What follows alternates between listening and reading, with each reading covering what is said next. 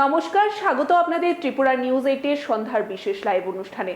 অন্যান্য প্রত্যেক দিনকার মতো সারাদিনের বাছাই করা কিছু সংবাদ নিয়ে এই মুহূর্তে আমি আপনাদের সাথে রয়েছি পূজা। 29/6/2024 দিনের শেষ বেলায় একসঙ্গে 11 জন বাংলাদেশি নাগরিক, মহিলা 5 জন, পুরুষ 6 জনকে গ্রেফতার করা হয়েছে আগরতলা রেল স্টেশন থেকে। তারা অবৈধ উপায়ে বাংলাদেশ থেকে ভারতে প্রবেশ করে। এখানের মধ্যে কেউ কেউ বেঙ্গালুর, কেউ দিল্লি, কেউ চেন্নাই, কেউ কলকাতা, কেউ উড়িষ্যা যেতে চেয়েছিল ট্রেনে করে। এ নিয়ে আগরতলা জিআরপি থানায় একটি মামলা করা হয় এবং আজ তাদের মহামান্য আদালতে প্রেরণ করা হয়। তাদের নামের যে লিস্ট রয়েছে তা আমরা আপনাদের শোনানোর চেষ্টা করব। মোহাম্মদ সুজন রানা প্রথমত, দ্বিতীয় জন আজিজুল শেখ, তৃতীয় জন মোহাম্মদ লিমন, চতুর্থ জন নার্গিস আক্তার, পঞ্চম জন মোহাম্মদ ইউসুফ আলী, তারপর 6 নম্বরে রয়েছে মোহাম্মদ শাহিদুল ইসলাম, সাথে নিপা মণ্ডল, 8 নম্বরে আখি বেগম, 9 রয়েছে আম্মি আক্তার, 10 সাজিব আলী এবং 11 নম্বরে রয়েছে আসমা বিশ্বাস।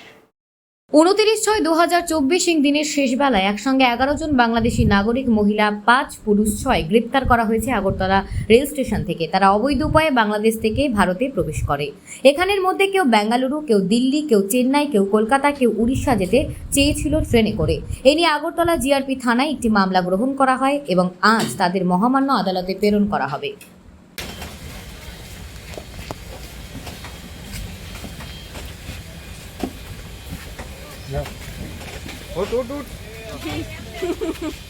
হ্যাঁ, আমরা গতকালকে 11 জন বাংলাদেশি নাগরিককে আমরা অ্যারেস্ট করেছি আমাদের আগরতলা রেল স্টেশন থেকে। তো তারা প্রত্যেকেই অবৈধভাবে ভারতে প্রবেশ করে এবং তারা জিজ্ঞেস করলে বিভিন্ন জায়গায় যেতে, কেউ উড়িষ্যা, কেউ কলকাতা, কেউ বেঙ্গালুর, কেউ চেন্নাই এরকম বলেছে যেতে চেয়েছিল। তো গতকালকে আমাদের জিআরপি থানাতে এই নিয়ে একটা মামলা হয়েছে। আজকে আমরা তাদের মহামান্য আদালতে প্রেরণ করছি। তো এই হলো আর কি। এই যে দুই দিন পর পর বাংলাদেশ ধরা পড়ছে বা বিভিন্ন জিনিস আসছে যাচ্ছে, তার পেছনে কি কোনো গেরু কাজ করছে? আপনার কি মনে হয়? এটা মনে হওয়ার কিছু নেই, এটা তো ফ্যাক্ট যে হ্যাঁ আসছে এবং নিশ্চয়ই কেউ না কেউ মানে যা বাংলাদেশের পক্ষে দালাল আছে এবং আমাদের ভারতবর্ষের পক্ষে দালাল আছে এবং তাদেরও একটা ডেস্টিনেশন নিশ্চয়ই থাকবে। তো এটা নিয়ে আমরা যারা সিক্রেট এজেন্সি গুলো আছে, প্লাস আমাদের যে আরো কেন্দ্রীয় সংস্থাগুলি আছে, তারাও এই বিষয়টা দেখছে এবং আমরাও তাদের সঙ্গে তাদের যে ইন্টারোগেশন বা আনুষঙ্গিক যে সব কিছু আছে আমরা এগুলা করেসপন্ডিং করছি এবং আমরা এগুলা দেখছি। এটা কি দেশের পক্ষে, রাজ্যের পক্ষে একটা থ্রেটের বিষয়? থ্রেট এটা তো একদম বলা যায় না, তবে আমাদের প্রত্যেক এজেন্সি এটার জন্য মানে খুব মানে শক্তভাবে জিনিসটা দেখছে, এটা আমি যতটুকু জানি এবং পরবর্তীতে এটার যে আরো লিগ্যাল অ্যাকশন আছে আমরা নেব অবশ্যই। ডক্টর বিধান চন্দ্র রায়ের জন্মবার্ষিকী উপলক্ষে বিধান শিশু উদ্যান ও মেধা অন্বেষার যৌথ উদ্যোগে বসিয়া আঁকো প্রতিযোগিতা অনুষ্ঠিত হয় আগরতলা তুলসীবতী স্কুলে। প্রায় শতাধিক ছাত্রছাত্রী অংশগ্রহণ করেছে এই প্রতিযোগিতায়। ডক্টর বিধান চন্দ্র রায়ের জন্মবার্ষিকী উপলক্ষে বিধান শিশু উদ্যান ও মেধা অন্বেষণ যৌথ উদ্যোগে বসে আঁকো প্রতিযোগিতা অনুষ্ঠিত হয় আগরতলা তুলসীবতী স্কুলে। প্রায় শতাধিক ছাত্রছাত্রী অংশগ্রহণ করেছে এই প্রতিযোগিতায়। 1 জুলাই ডক্টর বিধানচন্দ্র রায়ের জন্মবার্ষিকী আমরা পালন করে থাকি, গত কয়েক বছর ধরে করছি। আমরা বিধান শিশু উদ্যান মেধা অন্বেষার পক্ষ থেকে ত্রিপুরাতে এই প্রোগ্রামটা করে থাকি, ছোটো বাচ্চাদের বসে আঁকো প্রতিযোগিতা। তো আগামীকালকে ডক্টর বিধানচন্দ্র রায়ের জন্মবার্ষিকী, তো আগামীকালকে স্কুল খোলার দিন অনুষ্ঠান হলে অনেক বাচ্চারা বসতে পারে না প্রতিযোগিতায়। এটা অভিভাবকদের একটা অভিযোগ ছিল, তাই আমরা প্রত্যেক সময়ই রবিবার দেখে করার চেষ্টা করি। তো আজকে আমরা ওই ডক্টর বিধানচন্দ্র রায়ের জন্মবার্ষিকী উপলক্ষে আমরা আজকে বসে আঁকো প্রতিযোগিতা করেছি। আজকে এখানে প্রায় 100 মতো বাচ্চা অংশগ্রহণ করেছে, 6 থেকে 10 বছর বয়স। কয়টা ক্যাটাগরিতে?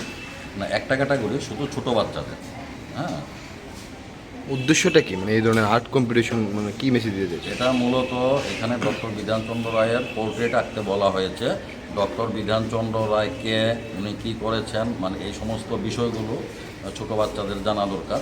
এবং ত্রিপুরাতে এখন অনেকেই বসে আঁকো প্রতিযোগিতাতে অংশগ্রহণ করে। আমাদের বাচ্চারা খুবই মানে এই ব্যাপারে উৎসাহী এবং অভিভাবকরা উৎসাহী, তাই আমরা বসে আঁকো প্রতিযোগিতা আয়োজন করি প্রতি বছর। আপনার পরিচয়টা? আমি মনোজ রায়, বিধান শিশু উদ্যান মেধা অন্বেষা ত্রিপুরা রাজ্যের কনভেনার। আমার সঙ্গে আছে বিপ্লব চক্রবর্তী, উনি সদর জেলার জয়েন্ট কনভেনার। আমার সঙ্গে আছে হিরণময় রায়, উনি রাজ্য কমিটির সদস্য। টি-20 বিশ্বকাপে দক্ষিণ আফ্রিকাকে হারিয়ে জয়ের মুকুট পরলেন ভারত। ফাইনালের সেরা বিরাট কোহলি, জসপ্রীত বুমরা এবং আমরা যদি বলি হার্দিক পান্ডিয়া। তাছাড়াও অন্যান্য খেলোয়াড়রা রয়েছে, কিন্তু তাদের নাম বিশেষভাবে উল্লেখযোগ্য হিসাবে উঠে এসেছে। আনন্দ উল্লাসে গোটা আগরতলা শহর। চিত্র দেখে নেব। টি-20 বিশ্বকাপে দক্ষিণ আফ্রিকাকে হারিয়ে জয়ের মুকুট পরলেন ভারত। ফাইনালের সেরা বিরাট কোহলি। আনন্দ উল্লাসে গোটা আগরতলা শহর।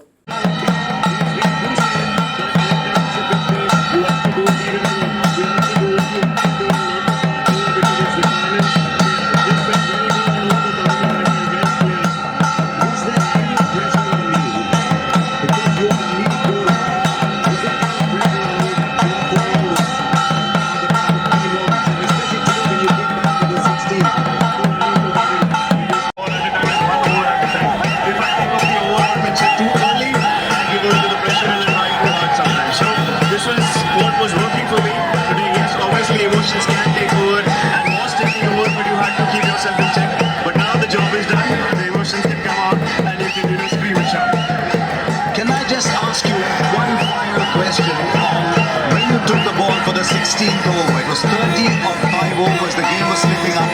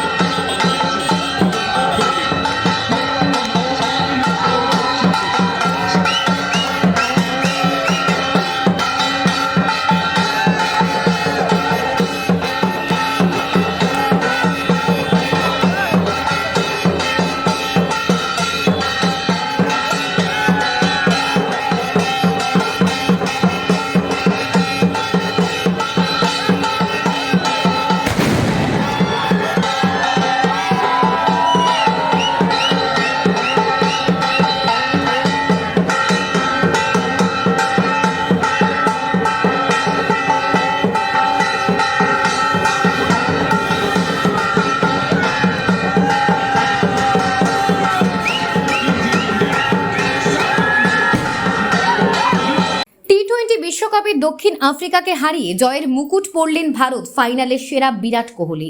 আনন্দ উল্লাসে গোটা গতকাল রাতে কর্নেল চৌমুহনী থেকে অ্যাডভাইজার চৌমুহনী যাওয়ার পথে সত্যনারায়ণ স্টোরে চুরির ঘটনা ঘটে। রাস্তার সাথে থাকা দোকানে 4টি তালা ভেঙে কিভাবে চোরের দল ঢুকলো তাই এখন প্রশ্নচিহ্ন। প্রায় 40 থেকে 50 হাজার টাকার জিনিস ও 15 থেকে 20 হাজার টাকা ক্যাশ নিয়ে যায় চোরের দল, কিন্তু বারে বারে পুলিশকে ফোন করার পরও পুলিশ আসেনি সেই ঘটনাস্থলে। গতকাল রাতে কর্নেল চৌমুহনী থেকে অ্যাডভাইজার চৌমুহনী যাওয়ার পথে সত্যনারায়ণ স্টোরে চুরির ঘটনা ঘটে। রাস্তার সঙ্গে থাকা দোকানের 4টি তালা ভেঙে কিভাবে চোরের দল ঢুকলো তাই এখন প্রশ্নচিহ্ন। প্রায় 40 থেকে 50 হাজার টাকার জিনিস ওই 15 থেকে 20 হাজার টাকা ক্যাশ নিয়ে যায় চোরের দল, কিন্তু বারে বারে পুলিশকে ফোন করার পরও পুলিশ আসছে না ঘটনাস্থলে। কর্নেল চৌমুহনী গেছিলাম আমি রাত্রে জন্য 11টার সময় ফোন বাড়িতে গেছি, সকালে আসি 7:30টার সময় দোকান খুলতে দোকানের তালা ভাঙা, একটা তালা 4টা তালা ভাঙা সব ঢুকতে দেখলাম জিনিসপত্র টেস্ট ভাঙা, বড়ো যে মাল দিয়ে দামি মাল দিয়ে দিতে কি কি নিয়েছে? কেজি প্যাকেট, 400 গ্রামের প্যাকেট, আপনার কাঠবাদামের 1 কেজি প্যাকেট, কাজু বাদামের কেজির প্যাকেট, পনির, মশলা লিকুইডের মেশিন, মশলাপাতি যা আছে, দামি ব্রেড। মানে কত টাকা এখন পর্যন্ত মানে এখন তো যা যা এখন চোখে পড়ছে আনুমানিক মনে দেখে 40-45-এর মধ্যে রুম হইতে পারে। তারপর বাকি আর কিছু খুঁজে হচ্ছে না, তো সব তো নজরে পড়ছে না। 40-50 একটার পর একটা দেখতেছে। ক্যাশ কিছু আসছিল, মাস করার টাইম তো দোকানে কিছু থাকে, প্রায় 15 থেকে 18 হাজার টাকা ক্যাশ আসছিল 2 জায়গাতে মিলে। পুলিশ কি আসলো?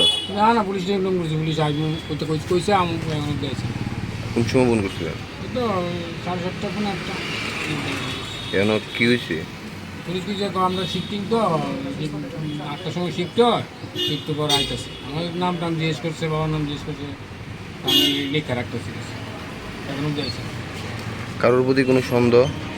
সন্দেহ বলতে কি কারের সন্দেহ? দোকানে সব কাস্টমারের দিকে তো আমার তো ইয়ে নাই, ওই দোকানের প্রতি কারোর কোনো জগাদারি হিংসা হতে কিচ্ছু নাই। যেমন একটা টাকার মধ্যে এসেরা চুরি এটাই বুঝতে পারতেছি না। কাল রাত্রে তো সারা রাত্রি মানুষ আসতে হতো, খেলা আসলে সব বাজিটাজি ঘুরে দিয়েছে। এর মধ্যে এতটি তালা ভেঙ্গা চুরি, চৌমুহনীর মধ্যে পুলিশ থাকে সবসময়, পুলিশটা সকালবেলা জিজ্ঞেস করালে হেরা কিছু 3:30 অব্দি আসে। চৌমুহনীর মধ্যে কর্নেল চৌমুহনী ক্যামেরা আছে কতগুলি, পুলিশ যদি ঠিক করে তদন্ত করে তাহলে চুর এমনি বেরিয়ে, চুর তো আর কোনো যে কোনো এক দিয়ে গেছে কেন, ক্যামেরাটা তো এমনি ধরা পড়বে, সম্পূর্ণ পুলিশের বিষয় হলো, পুলিশ কী করবে। আপনার নাম? আমার নাম অসীম সেন। দোকানটা কোন জায়গায়? কর্নেল চৌমুহনী। আমরা এতক্ষণ পর্যন্ত আপনাদের দেখানোর চেষ্টা করেছি আজকে সারাদিনের বাছাই করা যে গুরুত্বপূর্ণ সংবাদগুলি ছিল। আমরা এখনকার মতো আমাদের সন্ধ্যার এই বিশেষ লাইভ অনুষ্ঠান আমরা এখানেই শেষ করছি।